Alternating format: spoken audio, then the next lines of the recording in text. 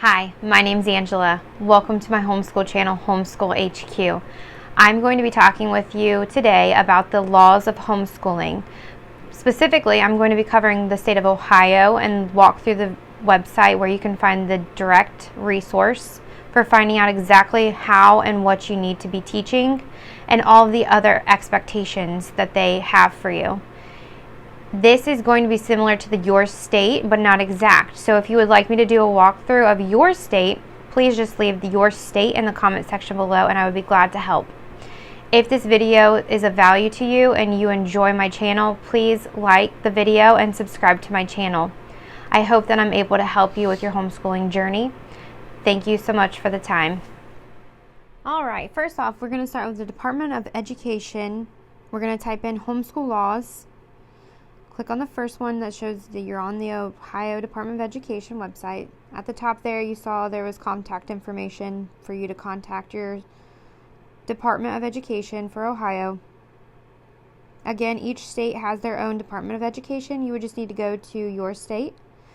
This lays out the requirements to homeschool. The first thing that you would need to make sure of is that you have the proper education for homeschooling your children. They expect you to have either a high school diploma, a GED, or standardized testing scores that show you have the equivalent of a high school graduate. If you can't meet those expectations, there are other options. You can find a relative or a friend that will oversee your homeschooling they have to have a bachelor's degree and they need to be able to commit to overseeing the homeschooling.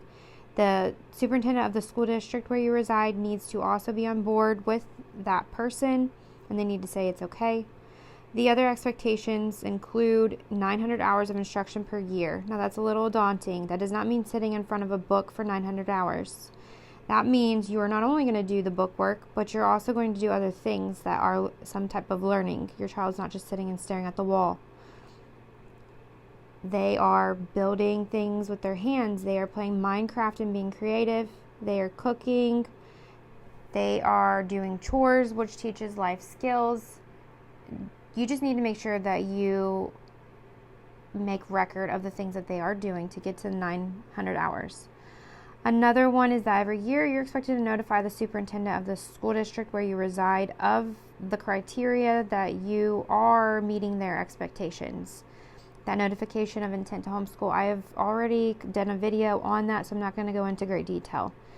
But you need to include how you are educated and you are able to educate your child, how you're going to meet the 900 hours of expectation, and the school required topics that you are expected to teach. You're going to show how you plan on meeting those expectations through a list of your curriculum choices and any resources you plan to use. You are also, so the first year Ohio allows you to get out of the assessment, but the second year you will need to complete an assessment so you can submit it for your third year. The assessment is just going to be just that, an assessment of the work that you've done during homeschool. So there are a couple of different ways. I am going to click this link right here, 1, 2, 3. Number 3 has a link on it. I'm going to click that in just a minute. But first, I'm going to show you the actual education requirements before we move on. Language, reading, spelling, and writing, geography, history of the United States and Ohio, math, science, health, phys ed, fine arts including music, first aid, safety, and fire prevention. In your notification of intent, you're going to lay out a brief outline of the intended curriculum. You're going to provide a list of teaching materials and assurance that you, the teacher, has a high school diploma or the equivalent, or is working under the guidance of a person who is holding a bachelor's degree. And you're going to provide an assessment report of the previous homeschool year in the notification if you plan on continuing in another year of homeschooling. There are some other resources on this page that might be beneficial to you. If you go there, I'm sure that would make a lot more sense for you to print this off and probably have it for subsequent years. This link shows you the actual assessment, so I would just read it. The parent shall send to the superintendent an academic assessment report of the child for the previous school year. The academic assessment report shall include one of the following: results of a nationally normed standardized achievement test. Such test shall be administered by a licensed or certified teacher, another person mutually agreed upon by the parent and the superintendent, or a person duly authorized by the publisher of the test. The results should demonstrate reasonable proficiency as compared to other children in the district at the same grade level. Any child that has a composite score at or above the 25th percentile shall be deemed to be performing at a level of reasonable proficiency. If that doesn't work for you, a written narrative indicating that a portfolio of samples of the child's work has been reviewed and that this child's academic progress for the year is in accordance with the child's abilities. The written narrative shall be prepared by a licensed or certified teacher or other person mutually agreed upon by the parent and the superintendent. The parent shall be responsible for the payment of the fees charged for preparation of the narrative, or you could find an alternative academic assessment of the child's proficiency mutually agreed upon by the parent and the superintendent. That person costs about $75. You can find them on Facebook homeschool groups very easily. They usually advertise themselves and they just expect you to send them in through an email or just pictures of things that you've done, work that they've done, just about maybe like 10 to 15 samples is all they expect. If you don't plan on having your own standardized test or a teacher evaluate your curriculum and write a narrative, you could also do the standardized testing with the school district when they do it.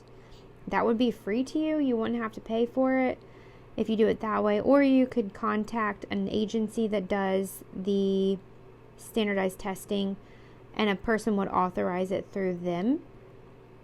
That one you would have to pay for. Again, it's about $75. Lots of resources. You just Google standardized testing for your state, or a lot of people use like the California standardized test. I've also seen some other ones that are also used often. But you can find those on the Facebook groups too. The Facebook groups are very helpful. I recommend you looking there for a lot of resources. So far I've told you the requirements of the teacher and an alternative if you don't have the requirements, the 900 hours of instruction being expected, the curriculum choices that are expected of you, the assessment, what you need to include in the assessment, and how to find those answers and about the cost, the notification of intent to homeschool. I have a video. I'll provide the link in the comments below, so that way you can access that video for the notification of intent and all. I go into great detail where to find it, who to send it to, how to fill it out. Check that video out if that sounds like something you need help with. Hopefully I've answered all of your questions. If there's something I could help you with, or if you want me to do a video on your state, please just leave that in the comment section below. I would be glad to help you. I love talking homeschool, so anything that you have, any questions that you have, I would love to help you. If there's anything that I didn't make real clear, please leave a comment in the comment section below and I'll follow up with you. And I hope this was of help to you. If it was and you found this resource valuable, please like and subscribe to my channel. Like this video if you like the content I shared. And happy homeschooling.